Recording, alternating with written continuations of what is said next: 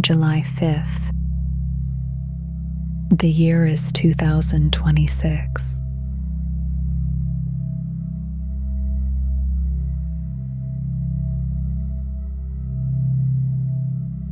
The world is still.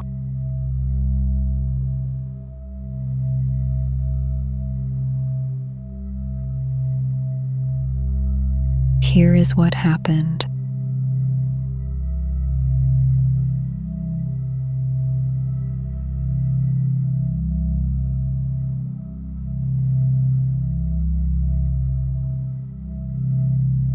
The President of the United States called the President of Russia on Saturday to discuss the war in Ukraine.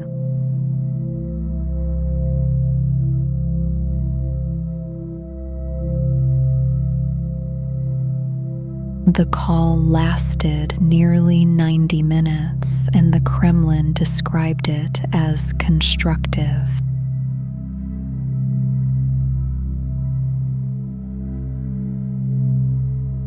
The American president offered to help find a path to ending the fighting, according to a Kremlin aide.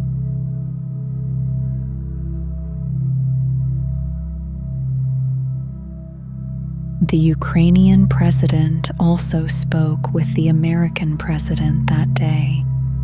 They discussed the front line and agreed to continue talks at next week's NATO summit.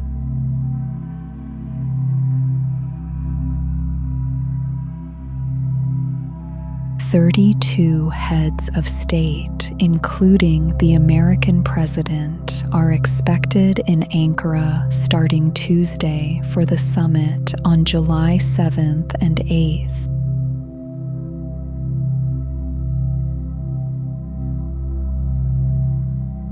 Russia and Ukraine dispute who controls the eastern city of Kostiantynivka. Each side says its forces hold it.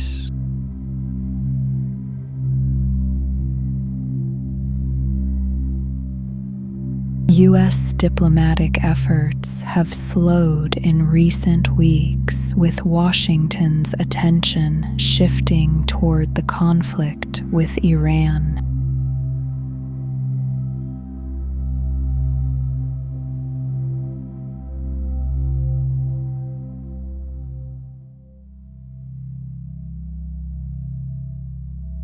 Ukraine struck a major oil terminal in St Petersburg overnight.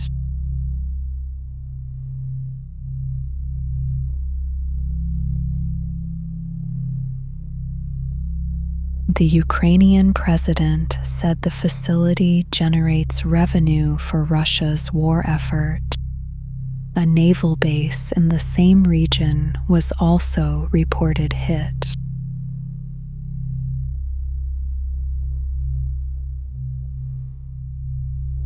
The governor of St Petersburg confirmed the terminal was struck and said 72 drones were shot down across the city and surrounding area.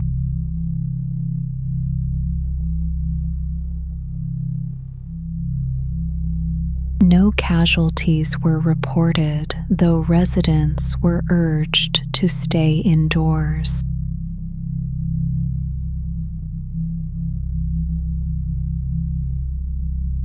Ukraine's military described the terminal as one of the largest in Russia, with a capacity of 12.5 million tons of petroleum products per year.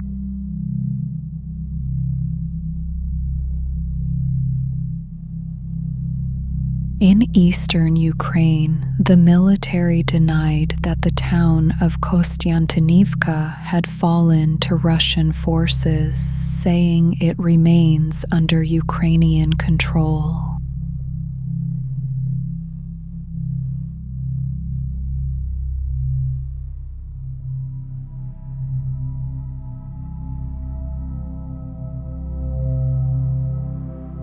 3 children died when a boat capsized on a Wisconsin lake during a 4th of July storm.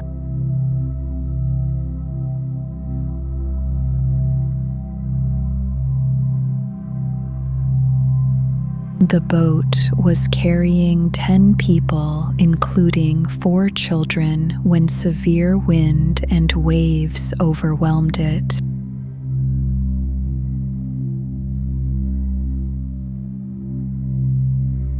All 4 children on board were wearing life jackets.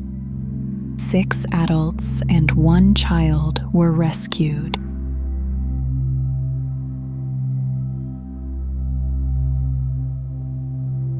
Storms across the Midwest and Northeast left nearly 1 million utility customers without power.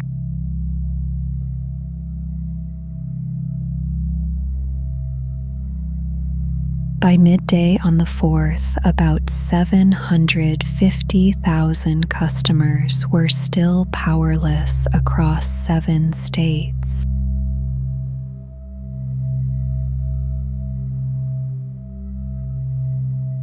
Heat across parts of the Northeast pushed temperatures toward triple digits. Cooler conditions are expected early next week.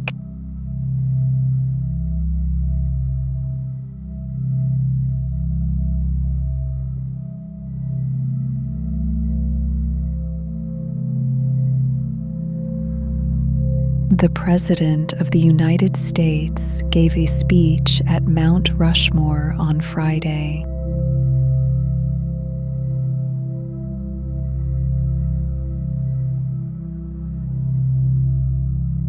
He marked the 250th anniversary of American independence with remarks about the country's founding, then warned that communism is the greatest threat the nation has ever faced.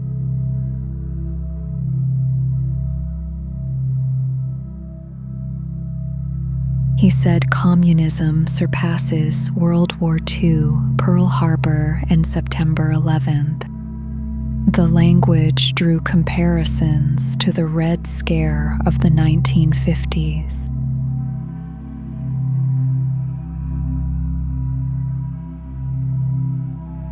Past presidents have typically used major Independence Day addresses for unifying apolitical remarks.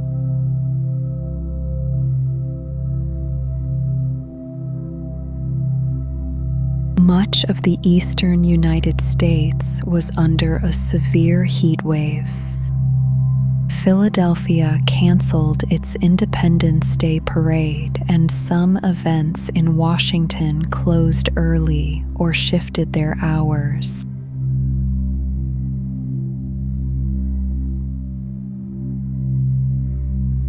A larger fireworks show and another address from the president are scheduled for Saturday on the National Mall.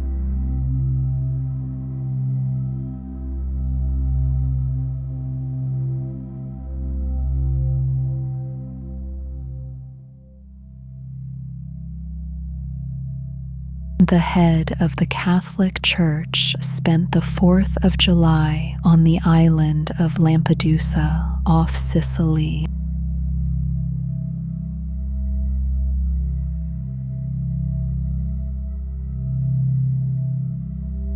He prayed at a migrant cemetery and celebrated Mass for residents and recent arrivals.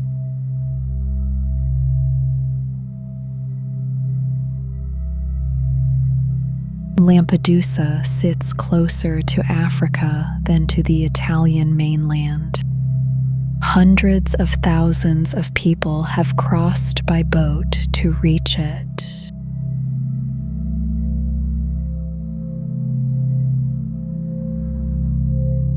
In a letter to Americans, the pontiff wrote that welcoming immigrants is not only an act of charity, but a recognition of human dignity.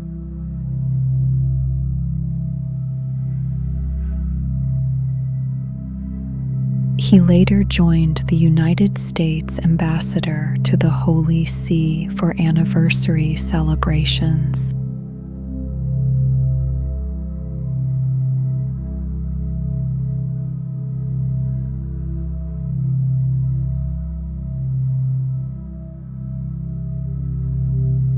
Here is what happened.